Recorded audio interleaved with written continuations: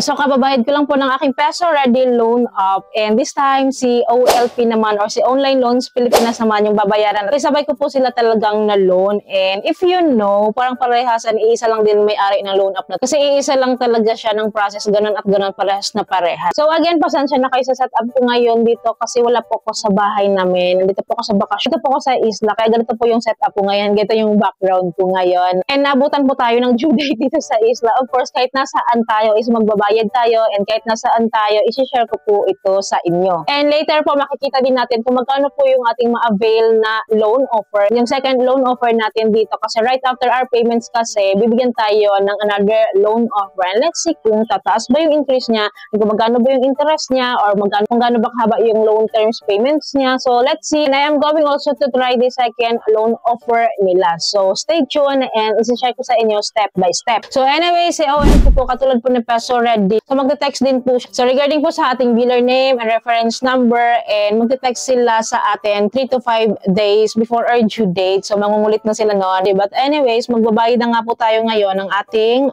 OLP loan. So, ganito po yung ite-text nila sa atin. So, a friendly reminder daw, your account will be due on ganyan-ganyan. Pay using this reference number nga daw po. So, ipapakita nila sa atin yung ating reference number. Then, biller name nga daw po na si Dragon Loans. Bigyan to po kay Peso Ready. And then, pumunta po tayo sa app. So, open natin yung app ni Online Loans Pilipinas. So, makikita nyo dito na 1,000 pesos lang po yung approve amount natin dito. Then, kinuha ko nga po yun, niloan ko po yun. And dito na rin po yung reference number na pwede natin kopyahin din dito mismo. Then, punta po tayo sa aking Gcash account kasi babayaran na natin siya. Click na natin tong bills. And then, click natin to si loans. Then, click natin tong si search biller. I-type natin si Dragon Loans. And pag nakita na po natin, click natin. Then, fill upan po natin tong form ni Dragon Loans. And meron po siyang charge na 10 pesos ha. Additional charge na 10 pesos. So, 1,000 lang po yung itatype ko dito. Yung reference number na kinopya natin kaya na-paste lang po natin. Of course, i-double check yung maigi. I-double check po natin maigi itong reference number ha, kasi napakahalaga po nito. Then, fill up natin yung contact number. Then, after this, next tayo. Then, i-confirm lang po natin right after magre-release sila ng resibo. And I advise po na i-save or i-download natin itong resibo kasi ano pa man, lagi kong sinasabi sa inyo, may proof tayo, diba? So, punta tayo sa Online Loans Pilipinas. Tingnan natin kung may panibago na agad tayong offer kasi system generated po ito. Kaya makikita agad natin yung offer natin. So anyways, makikita na po dito. Nalungkot ako bigla, no? Kasi 1,000 pesos pa din yung kanilang loan offer sa akin. So grabe naman, no? 1,000 pesos pa din. Hindi man lang siya nag-increase. Anyways, nandito na rin, naka-plot na rin dito yung loan terms ko, which is up to 30 days. So pipili ako dito kung ilang days ko siya kukunin. 7 days ba? 15 days ba? 21 days? 30 days. So just like sa Peso Ready, ganito rin siya. So maganda lang po dito sa OLP loan up. Sa second loan ko na ito ha, is makikita mo na agad yung interest ha. Nakalagay na dito na kapag 15 days natin kinuha tong 1,000 pesos is 1,280 po yung kanyang aabutin. So ang interest ko dito is 280 sa 15 days. So mas madali sa akin makita, di ba? Na ganito pala yung interest niya. So right after po na na-offeran po ako dito sa OLP, hindi ko po siya ginrab agad kasi biro mo naman 1,000 yung kinuha mo, 1,000 din yung parang walang nagbago, hindi siya nag-increase. Actually, nung nabayaran ko tong OLP and nakita ko na 1,000 pesos pa din yung offer nila sa akin, nagpalipas po ako ng isang araw. So, kinabukasan po, binisit ko ulit yung aking loan up dito. Tinignan ko kung ganito pa rin ba yung offer. So, upon opening again my OLP loan up, so nakita ko po na nag-increase pala siya. So, umabot po siya ng 3,000 pesos. So, from 1,000 pesos na first loan sa akin, naging 3,000 pesos po siya. And ang loan term niya po ngayon is 30 days to pay. So, makikita niyo po dito kapag sinagad po natin ng 3,000 pesos within 15 days of payment. So, ito po yung babayaran ko. Yung repayment amount ko is 3,840. Mas mabilis sa akin na kumpitin to kasi nakikita ko na agad yung interest niya agad-agad. So, mabilis lang naman mag-compute ng interest. Like this po, 3,000 na loan amount na umabot nga ng 840 ha, 3,840 yung babayaran ko. Ibig sabihin 840 yung interest nila sa akin sa loob ng 15 days. Like, kumpitin po natin. So, 3,840 minus 3,000 is equals to 840. So, ito po yung kita nila sa atin sa loob ng 15 days. So, i-divide natin sa 3,000 pesos percent para makita natin yung interest nito. So, 28% po yung interest rate nila sa loob ng 15 days. So, just like sa Peso Ready talaga, ganito, 28% 15 days. So, imagine ha, kung double huli-hulihin mo to, 15 days plus 15 days, 1 month yon. So, kung 28% sa 15 days, so sa 1 month dito is 56%. Sure?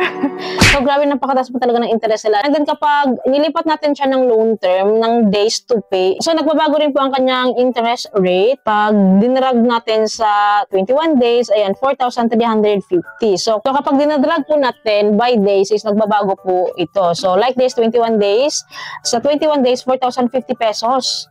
So, try natin ha. So, computing po muna natin. So, sa 30 days, umabot po siya ng 4,350 ha. So, minus natin sa 3,000 pesos, yung kita po nila sa atin sa loob ng 30 days is 1,350. Yung 1,350 po, i-divide po natin to sa 3,000% para makuha natin yung interest nito.